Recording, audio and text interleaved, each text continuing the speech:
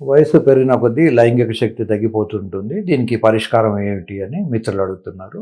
It's a very common problem. నా దగ్గరికి చాలా మంది వస్తారు. సార్ నాకు అసలు సంసారం చేసినట్టు గుర్తు కూడా లేదు. పెళ్ళయింది, పిల్లల్ని కన్నాము, ఉద్యోగం చేశాను, ఇల్లు కట్టుకున్నాను, కారు కొనుక్కున్నాను, పిల్లల్ని చదివించాను, అమెరికాకు పంపించాను, రిటైర్ కూడా అయిపోయాను. ఇప్పుడు నేను సంసారం చేద్దాం అనుకుంటే నాకు వీలు పడట్లేదు. సో వయస్సు తోటి వచ్చే ప్రాబ్లమ్స్ డెఫినెట్గా ఉంటాయి. ఏజ్ రిలేటెడ్ ఇష్యూస్ అంటారు వీటిని. సో మగవాళ్ళ అంగం లోపల మనం ఇందాక మాట్లాడుకున్నట్టు స్పాంజ్ లైక్ టిష్యూ ఒకటి ఉంటుంది. దాన్ని కార్పోరో క్యావర్నోస్ అంటాం. అది ఇర్రిపేరబుల్ గా డ్యామేజ్ అయినప్పుడు మనం వయాగ్రా లాంటి టాబ్లెట్స్ ఇచ్చినా కూడా అవి పనిచేయవు. అలాంటి వాళ్లకు ముందు మనం వయాగ్రా లాంటి టాబ్లెట్స్ 4 ఉంటాయి. PDE5 ఇన్హిబిటర్స్ లో ఏదో ఒక ఇన్హిబిటర్ ఇచ్చి చూస్తాం.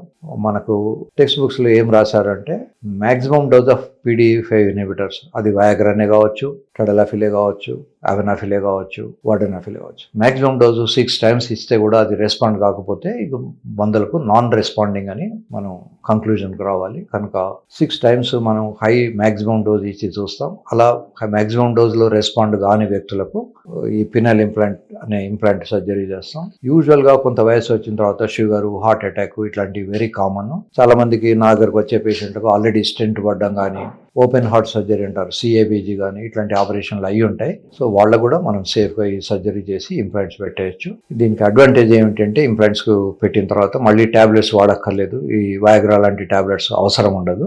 ఆ వారం 10 రోజులు మనం యాంటీబయాటిక్స్ వాడి ఇస్తాం కనుక ఆ వారం 10 రోజులు కొంచెం జాగ్రత్తగా ఉంటే తర్వాత వాళ్ళు ఎంజాయ్ చేయడానికి వీలవుతుంది. 20 ఏళ్ల నుంచి 90 ఏళ్ల వరకు ఎవరికైనా కూడా వాళ్ళ అవసరాన్ని బట్టి మందులు పనిచేయకపోతే కానీ, మందుల్ని టాలరేట్ చేయలేకపోయినా కానీ ఈ ఇంప్లాంట్ సర్జరీ అనేది చేసుకోవచ్చు. ఇంప్లాంట్స్ కూడా రకరకాలు ఉంటాయి. ఇవి మాల్యబుల్ ఇంప్లాంట్స్ అంటే వంగుతాయి, ఇలా మళ్ళీ స్ట్రేట్ చేసుకోవచ్చు.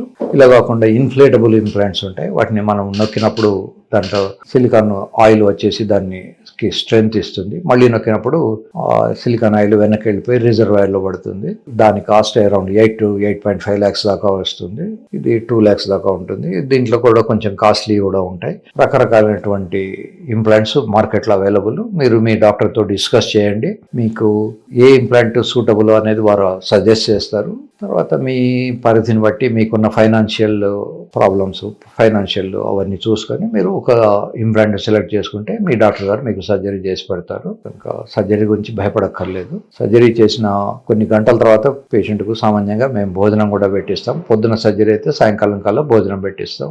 షుగర్ దానికన్నా ముందే, ఆపరేషన్ కన్నా ముందే షుగర్ కంట్రోల్ చేసుకోవడం కానీ, యూరిన్లో పస్సెల్స్ ఉంటే అవి కంట్రోల్ చేయడం, ఒకవేళ ప్రాస్టేట్ పెరిగి ఉంటే ఆపరేషన్ కన్నా ముందే ప్రాస్టేట్ సర్జరీ చేయడం, ఒక 1 or 2 months ముందే. స్ట్రిక్చర్ ఉంటే స్ట్రిక్చర్ యూరెథ్రాను ట్రీట్ చేసిన తర్వాతనే ఈ ఇంప్లాంట్ చేయడం ఇట్లాంటివి ఉంటాయి. కనుక జనరల్గా కాంప్లికేషన్స్ less than 2% ఉంటాయి. కనుక 100 మంది చేయించుకుంటే అందులో 2 మాత్రమే సఫర్ అవుతారు. కనుక మిగతా 98 మంది సుఖంగా సంతోషంగా ఉంటారు. కనుక సర్జరీకి భయపడకండి. నౌడేస్ అన్ని పెద్ద సెంటర్స్లో ఈ సర్జరీ అవుతుంది. చెన్నై, తర్వాత బెంగళూరు, బాంబే, హైదరాబాదు ఇట్లాంటి అన్ని పెద్ద పెద్ద మెట్రోపాలిటన్ సిటీస్లో కూడా ఈ సర్జరీ అవైలబుల్ ఉంది. కనుక నిశ్చింతగా మీరు ఈ సర్జరీని చేసుకోవచ్చు.